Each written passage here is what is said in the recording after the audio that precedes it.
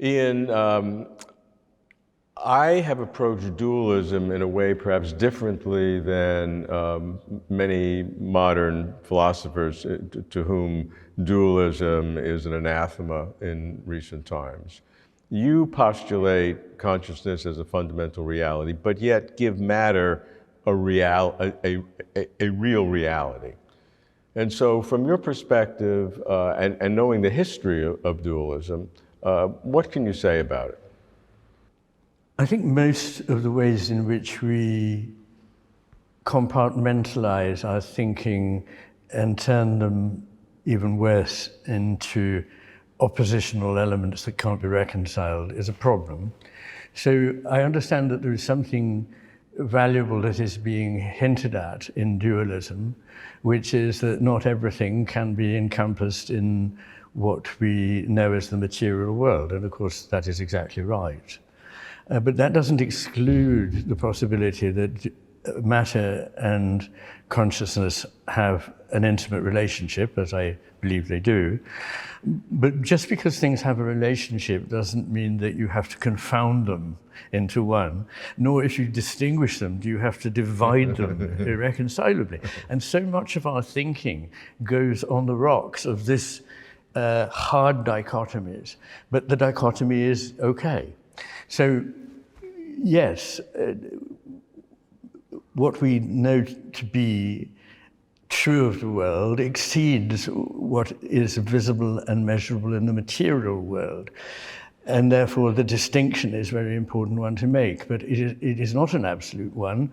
And as I say, I believe that what happens is that consciousness takes on certain phenomenal characteristics of being more static, offering resistance and becoming more persistent for a while. And that this is the major distinction. So I suppose that people might call me a dual aspect monist, but the trouble is that when you start bandying these terms around, you lose a lot of the subtlety of the position and try and conflate it with something else, which is not exactly what I'm saying. And so the fact that surveys of philosophers show that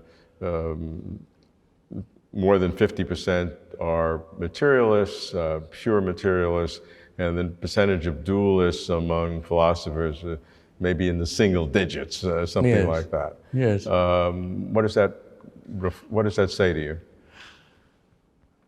Well, I suppose that it's hard, isn't it, for most people who have particularly the modern scientific education in a largely non-religious culture in which we're discouraged from thinking that anything that can't be precisely measured and evoked in the laboratory and so on is real. It's hard for people growing up in a culture that believes these things to stand up for what their whole experience will tell them, unless they're brainwashed from a very early age to exclude it, which is that there is far more to this world than simply those material things.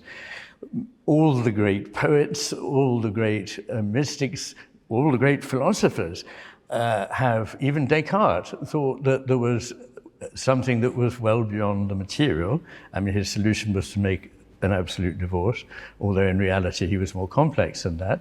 But we mustn't get into a situation where we discount everything that can't be measured and reproduced in the lab. And I sometimes say to people, but for example, is love real? Have you ever experienced it? If you haven't, I'm sorry for you. But if you have, it's real, isn't it? But it can't be evoked in the lab, produced in the lab at will, or measured in the lab. And it can be measured. We can measure levels of oxytocin, and we can show that a certain area in the thalamus lights up.